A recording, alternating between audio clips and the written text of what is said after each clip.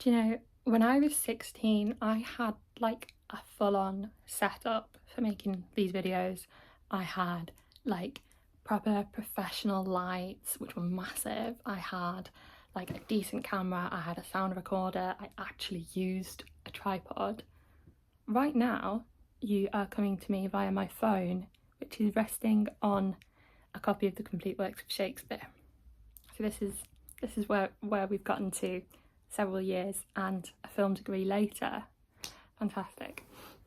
So I started this channel when I was about 12 years old, and I had very recently been reading a book called City of Bones. And you know what? My opinion on that book is yet to change. It is so fantastic, and I will defend it to the ends of the earth. And now, there's a lot of books that come after that one. At the time, there was about 8 or 9 of them out. 8, I think, because I waited for City of Heavenly Fire to come out. And as the ones coming after have been released, with each one I've been sort of reflecting to myself, like, wow, it's crazy that, like, I'm still reading these books, and I started them when I was 12. I remember being 19 in my first year of university, reading the first book in the Last Hours series, thinking, wow, it's crazy that I'm like 19 and still reading these, and I was 12 when I started, and you know, I might be in my early 20s still reading it. It looks like we'll be 30 by the time we finish reading these books, let's be so real. Well, the first book in the Wicked Powers is coming out in November, and in preparation I have been rereading the Dark Artifices, and controversial opinion, it's my favourite Shadowhunter series. I know that's crazy to say, but I love it. Emma and Julian, specifically in Lady Midnight, are my favourite Shadowhunter couple, and just in general I love all the sibling dynamics. I love all the different characters. The Dark Artifices is my favourite, especially Lady Midnight. I think what like really gets me about Emma and Julian is, I think Cassandra Clare, Cassie if you will, really knows what she's doing when she writes a romance, and really knows what she's doing when she writes friends to lovers. And she's talked about how friends to lovers is generally her favourite like romance trope. And for me, I think in a successful friends to lovers story, you need clear answers to a number of essential questions. One, what has prevented them from getting together previously? Why have they only been friends up until now? And secondly, what has changed? Why now? Why in the events of this book are they now getting together? And for me, when a friends to lovers romance flops, it's because it lacks the answers to those essential questions. For me personally, I recently read, I think it's called The Second Death of Locke, lacked the answers to those questions, and for me, as a friends to lovers romance, did flop, unfortunately. Although some people have really enjoyed that book, so don't just take my word for it. The Emma and Julian of it all, I hope you don't mind spoilers, works so well for both of those questions, because the why not until now is very obvious. It's illegal, they're not allowed. We love it. High level stress, high level stakes. And there's all the components of Julian having to look after his family. He's never been able to date anyone up until now because of all that, because of all the responsibility he has, all the secrets that he's keeping. And then the why now, I think, works so brilliantly. Like the number of just like small little changes that are happening at the start of the novel. Julian's been away for 8 weeks or something. That's got Emma thinking a little bit. He's being a little bit weird. But for me, I think the really big thing that answers that question of why now, particularly on Emma's side, because Julian's known he's been in love with her for quite some time at this point, what really changes for Emma is the arrival of Christina, my favourite character. I love Christina. And I think it's that thing of like, Christina arrives and instantly her and Emma become best friends. And I think it's that realisation of, oh, this is what having a best friend feels like. That's not really what's going on with me and Julian. the whole kind of course of their romance in Lady Midnight, it's like, it is thrilling. Like, I think that's what a lot of modern romance is lacking. We need the thrill. We need the love of the game. I've also been doing a little bit of reading of some of the other kind of spin-off ones. I'm not exactly going in order because obviously I've read all of the main books before. A lot of the little spin-off ones I hadn't read previously. So I recently read Secrets of Blackthorn Hall, which is quite a new one. Really enjoyed that. The full colour illustrations by Cassandra Jean, stunning. I've always loved her illustrations, and I particularly loved all the like text messages between Kit and Drew. They better be besties in the Wicked Powers. Please, please. And I also recently read Better in Black, the collection of like romantic short stories. It didn't like amazingly hit. I think I gave it 3 out of 5. What I would say is some of them felt quite fillery, particularly the ones about the Last Hours characters, unfortunately. I wasn't hugely keen on the one about James and Cordelia, and I wasn't keen on the one about Thomas and Alistair, which is a shame. I really like James and Cordelia like as a couple in the actual series. I would say that the Ari and Anna one was better actually. I quite liked that one. But then some of the stories were really nice. I particularly liked Jason Clary's, but to be honest, what I loved most of all reading Better in Black was the snippet of The Last King of Fairy, which is in Drew's perspective, and I absolutely adored it. And there's one bit where she mentions her friend Kit, and it says something like, oh, in the middle of what her friend Kit would call sweet fuck all. Absolutely amazing that we're letting these teenagers swear now in these books. It is absolutely what I need.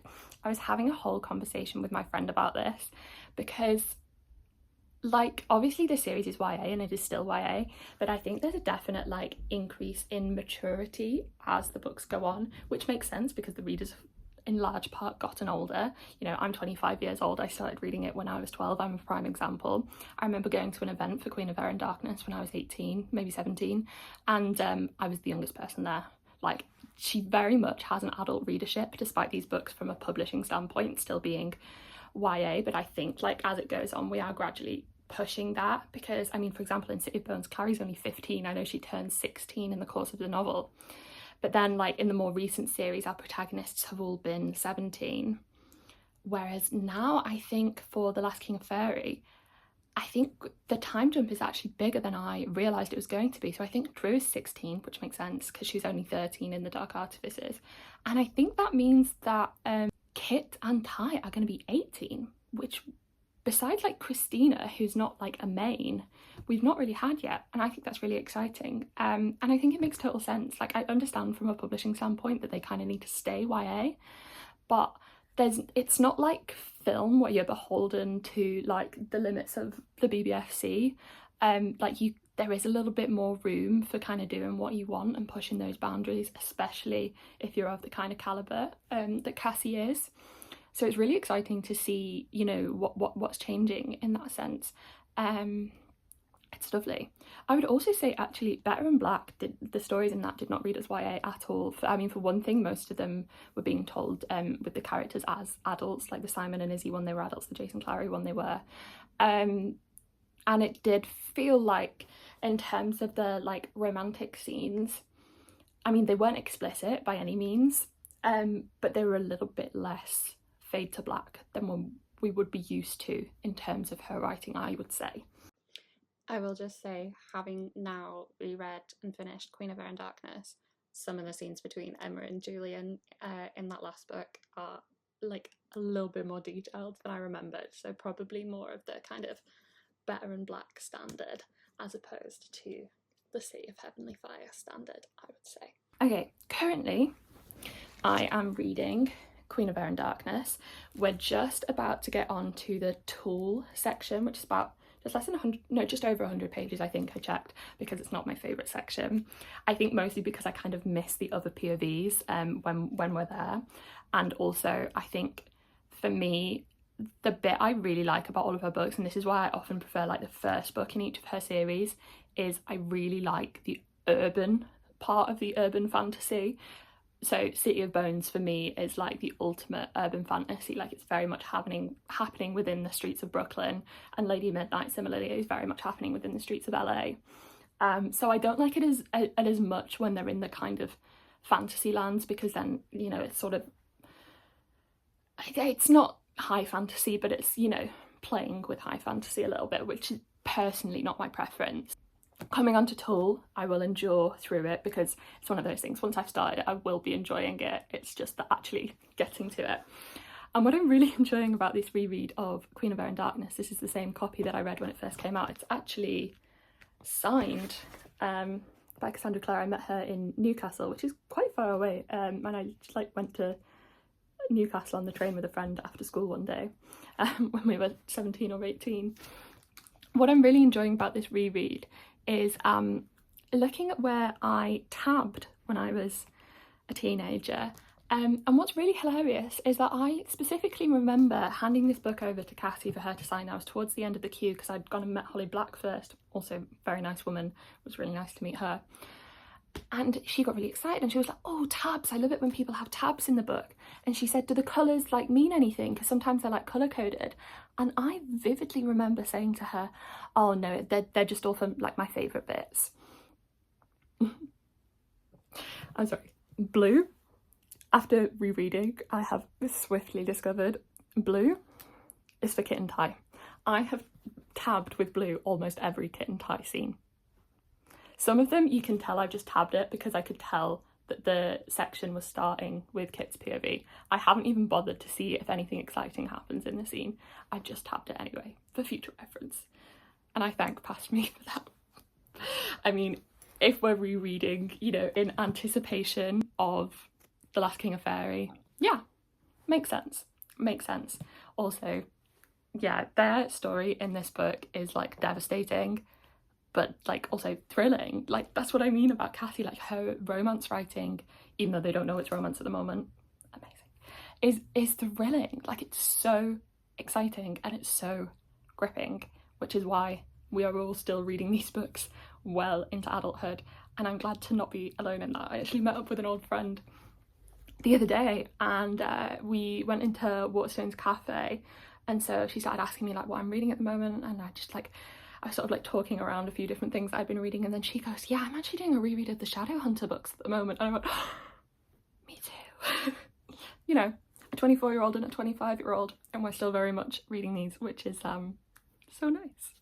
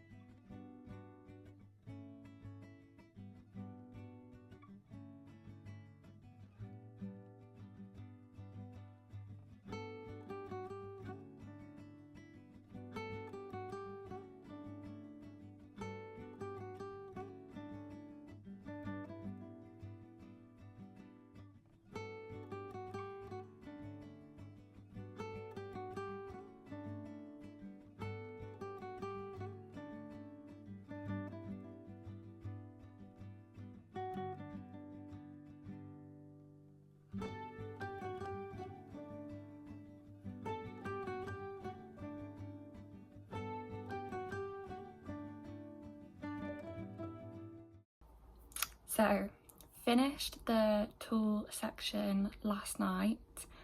There was like several bits that I'd kind of forgotten about. I forgot that Raphael makes an appearance in that bit, which was very like, there's a video of me on this channel when I was like 12 or 13 reading City of Heavenly Fire, and I was like recording myself every few chapters with my reaction, and there's a bit where I'm like on video crying over Raphael's death. Would love to be able to tell that girl that he does make a reappearance in Queen of Air and Darkness. Raphael, no, I was nearly in tears. We hardly even got to know his character, but it was just the whole thing with him and Magnus, like knowing each other, and like Magnus helping him out, and he tried to kill Magnus, but no, I owe him a debt. I was just like, oh god, no, he's gonna kill you. Oh god, I loved Raphael, so that was really sad. And Lily, doesn't know. Oh my god, I'm literally crying so much. I can't believe it. He's my favourite character and he doesn't even remember anything of the Shadow World, and I really hoped he'd get like a cameo in TDA, but obviously not now.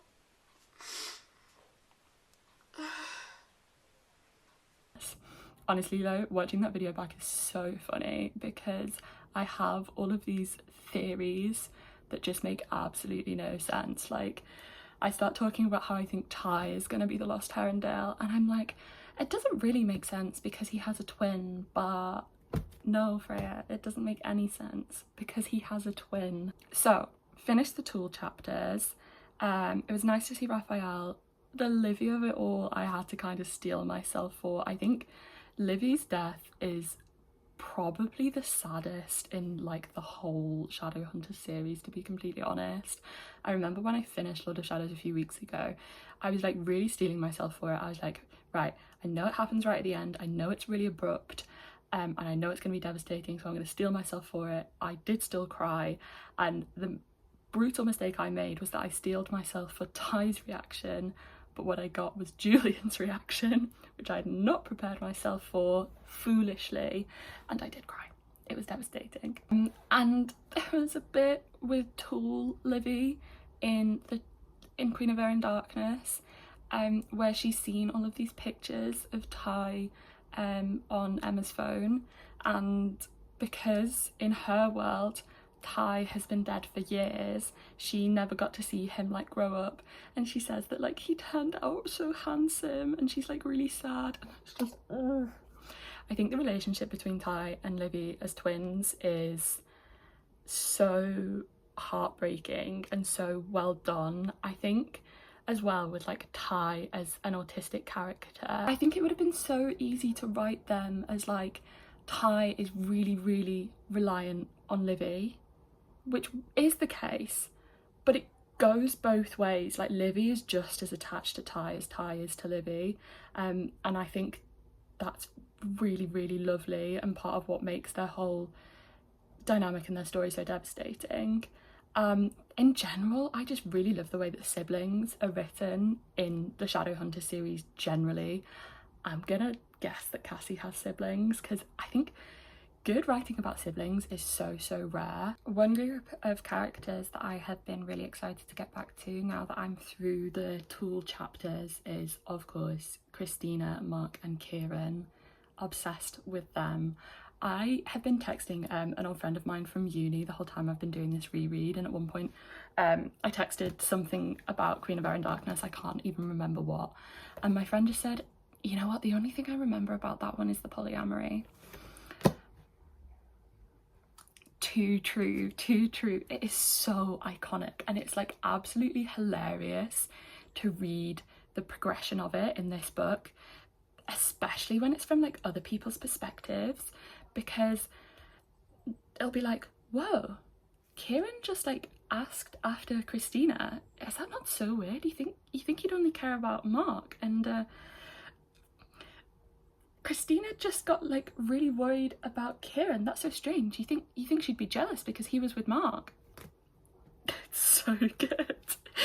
Honestly, the best resolutions to love triangles ever exist within these books. Like, this is the way to do it. This is what we've been saying. I think part of the reason that I really like it is because of my like deep love for Christina as a character.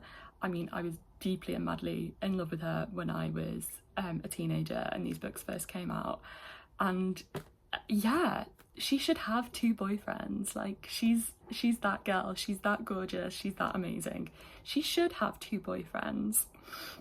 I was doing a big like sort through of all my old things recently, and when I was in the 6th form I used to make these little sort of like collage covers for my like school notebooks, and I kept the actual covers. This was my last one that I had, and there's a lot of Raven Boys stuff on here. That's Blue Sergeant, Cabe's Water and 300 Foxway, but this must have also been around the time that Queen of Air and Darkness came out, because here I have Christina Rosales, the love of my life, and apparently I was also a huge Helen and Aline stan.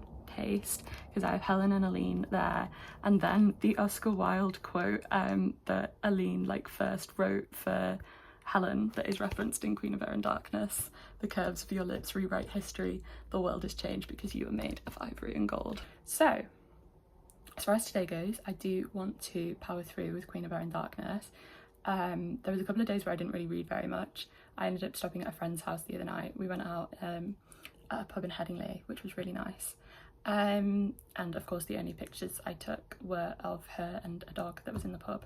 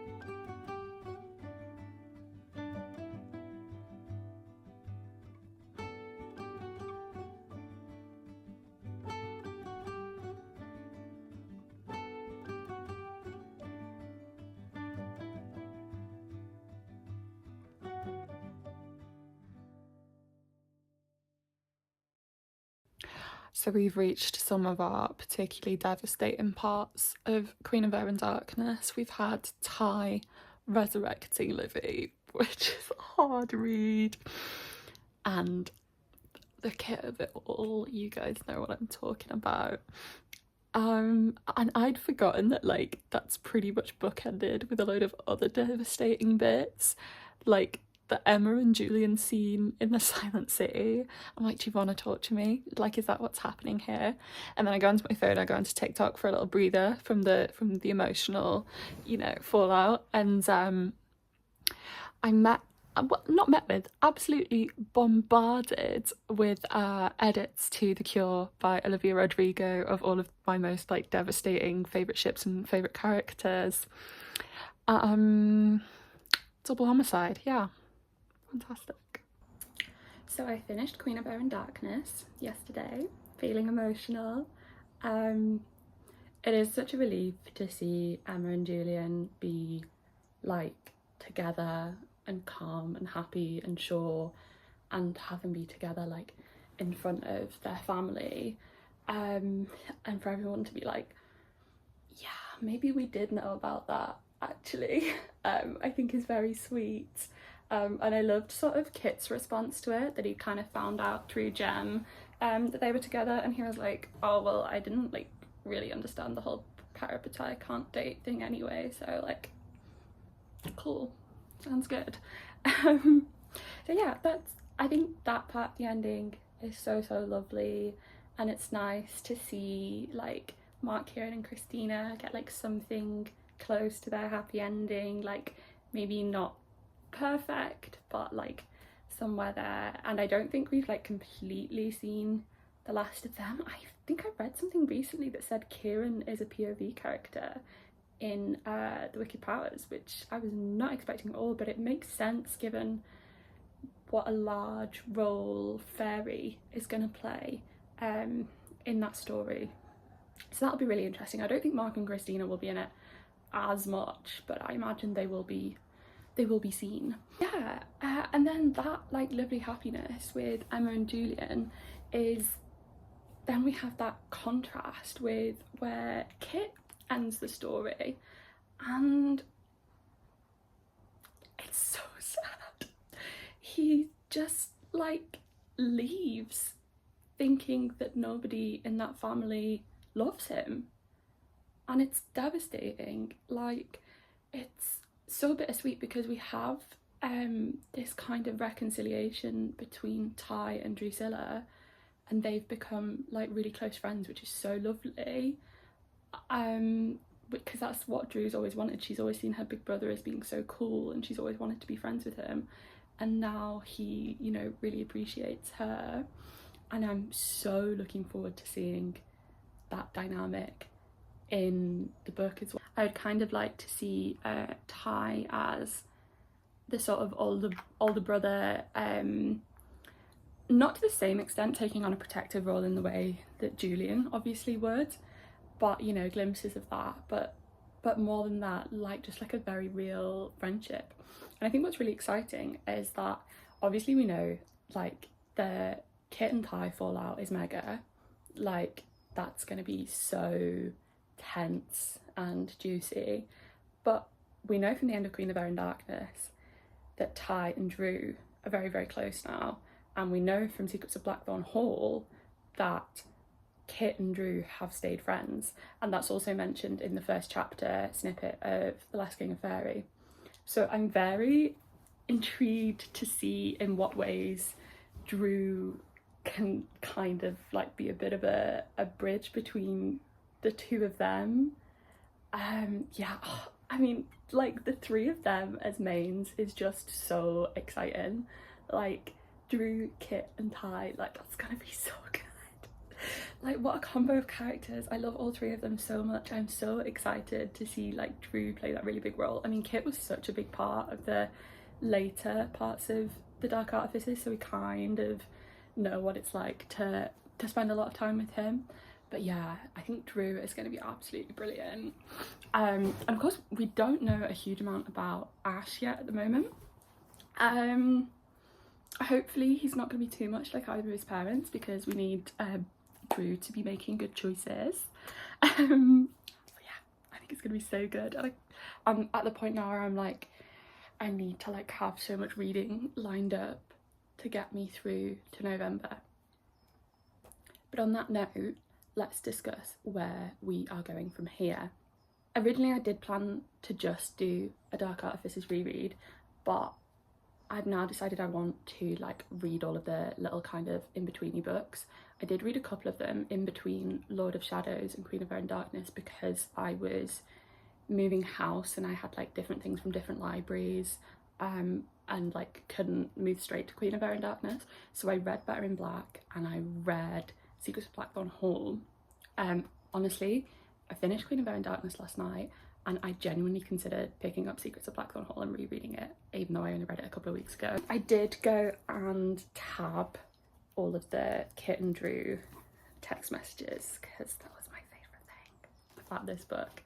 That and Emma naming her diary was very funny. So this might end up getting reread at some point. But last night I did stick to the plan and I started The Red Scrolls of Magic, which is primarily about Alec and Magnus, sort of post City of Glass. And I'm really having to stretch my mind back because it's been like over a decade since I last read City of Glass. And do you know, I really wasn't anticipating enjoying this, because I had never liked the Bane Chronicles back when they were first coming out, so I had it in my head that I wasn't a fan of like the co-written stuff, but Wesley Chu, sorry for underestimating you, I guess I wasn't familiar with your game. I'm really enjoying this so far. I think it's so fun. I was like racing through it last night. I stayed up way too late. I am 62 pages in so far, and I read that very continuously. So yeah, very excited to continue with that. I think it's going to be really good fun. Excited for Helen and Aline in this book. When I met Cassie at the signing for Queen of Air and Darkness many years ago, she was also promoting this book, which was soon to come out, and she gave out these little snippets of that before it was out, which I still have for some reason. And so obviously I bought this when it first came out and never got around to reading it. But I remember one of the things I said to her when I met her was I mentioned that I really loved how Helen and Aline were written in Queen of Air and Darkness, and that I found it really meaningful, and I kind of said thank you to her.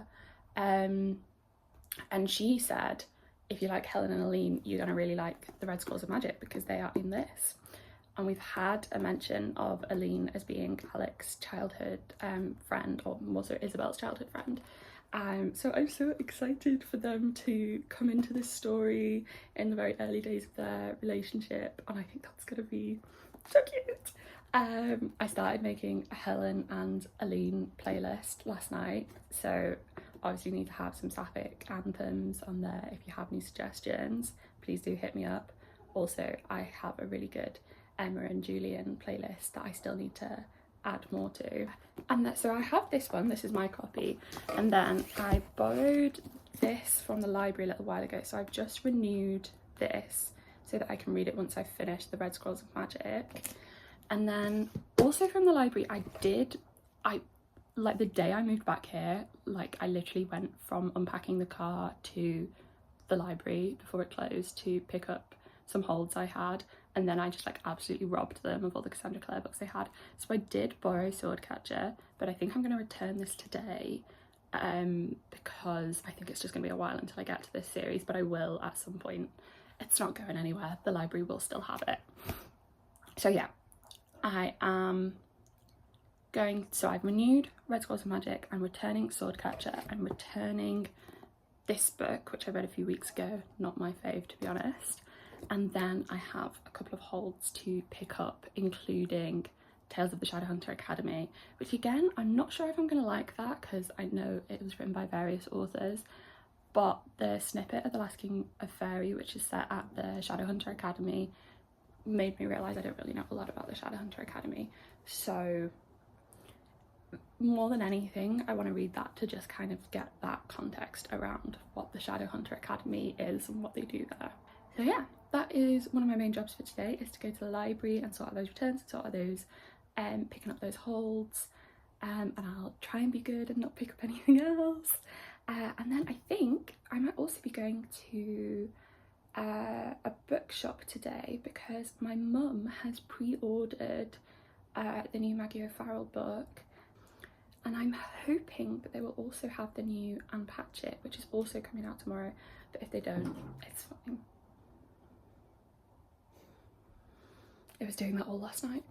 But if they don't, that's fine, because I can pick it up another time. As we can see, I am fairly well occupied in terms of my current reading material. Okay, so I hope you have enjoyed following me along on this little Dark Artifices reread. No doubt there will be more Shadowhunter related gushings yet to come. Especially in the lead up to The Last King of Fairy, which I'm so excited for. Okay, bye.